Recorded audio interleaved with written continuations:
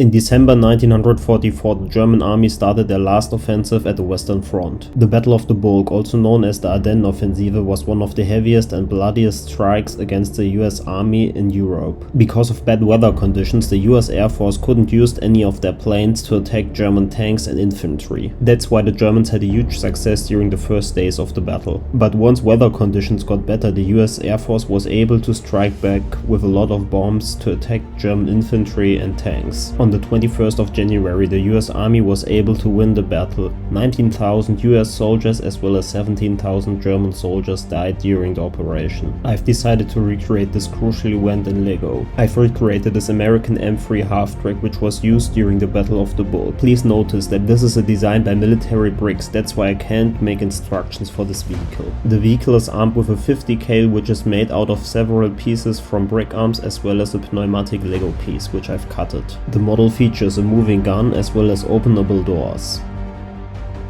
I've recently received a small package by a company called the Mini Brick. This is a rising business and they're currently focusing on World War II related minifigures. As you can see, they've produced late war soldiers from the US as well as Soviet soldiers and some US Airbornes, which I've got. Beside these bodies, they also make some full minifigures which come with custom printed heads and they try to replicate characters from the series Band of Brothers. I've also received a business card where you can find the short name of the company. Beside that, you get a unique personalized plastic bag where the minifigures are in. You probably don't care about that, but I for myself am a huge fan of small details like this one. But let's focus on the products. I've got two minifigures. One is wearing the M1 pouches for the M1 rifle and the other one is wearing the Thompson pouches.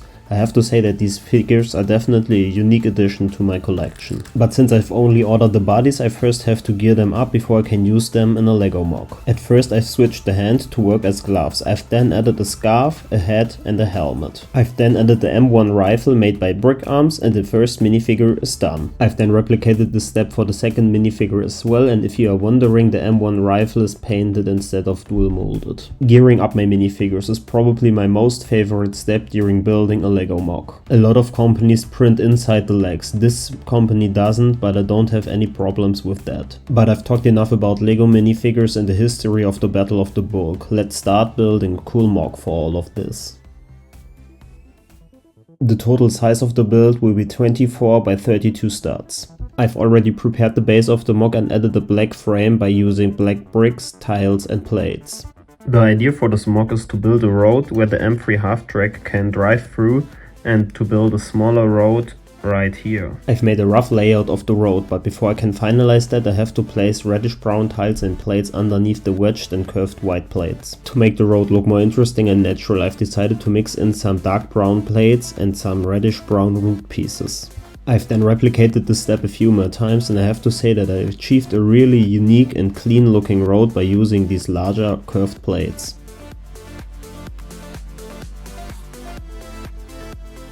I've then prepared all the tiles and plates which will be underneath the wedge plates on the other side of the build.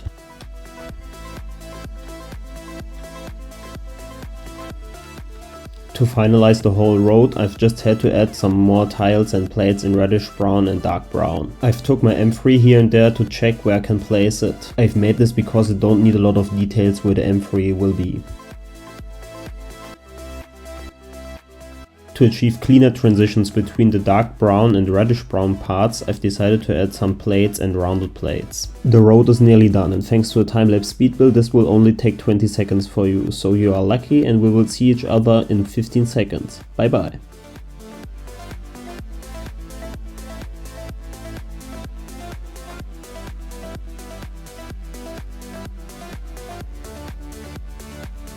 Hey, I hope you're still here, because this isn't nearly done yet.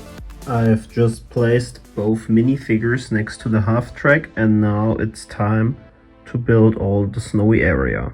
As I just mentioned, I now have to build all the snowy areas, and because I want to make the build look more interesting, I've decided to add some more height to the build. I first added another layer of curved and wedged plates and then added 1x2 curved plates as well as the famous cheese slopes. I've also had to add some more layers of plates to be able to build at the top of them.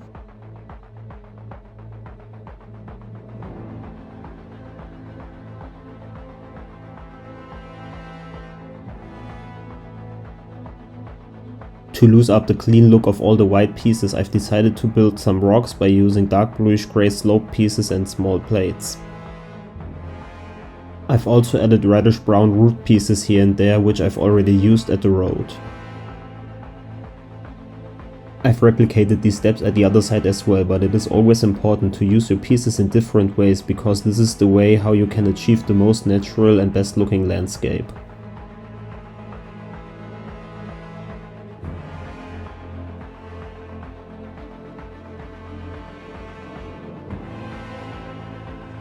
To make this side look a bit more different than the other side, I've decided to implement some quarter tiles in white. Now I just have to finish the back side of the whole build. And to make this also look interesting, I've decided to go with several layers of bricks and plates.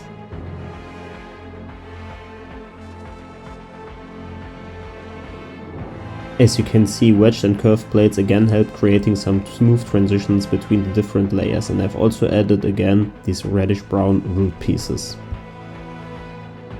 We finally reached the final building step of this project. I just have to continue the layering at the top left corner of the build. I've again added the dark bluish grey rock as well as the dark bluish grey cross, which I will build in a second. And now, ladies and gentlemen, I can present you the first build of 2024 on my channel.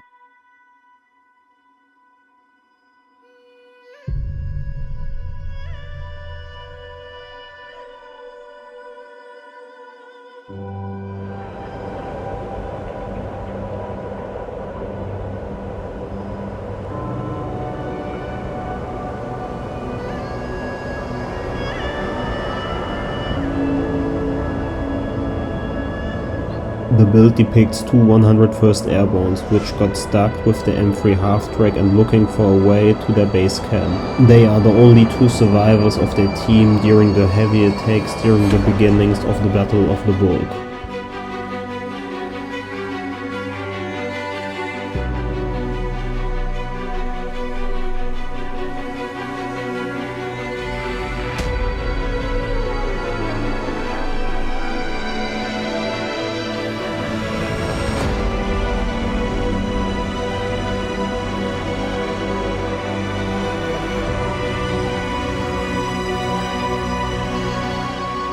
If you like these two figures, don't forget to check the Mini Bricks website. I have to say that the printing quality definitely is as good as the ones from other competitors. I definitely can recommend all the Allied minifigures, but I'm not a huge fan of the German minifigures for now. But hey, maybe they will improve their designs and I will like them as well very soon. Don't forget to like and subscribe, and I hope you liked this small history lesson as well as my build. Thanks for watching and see you next time.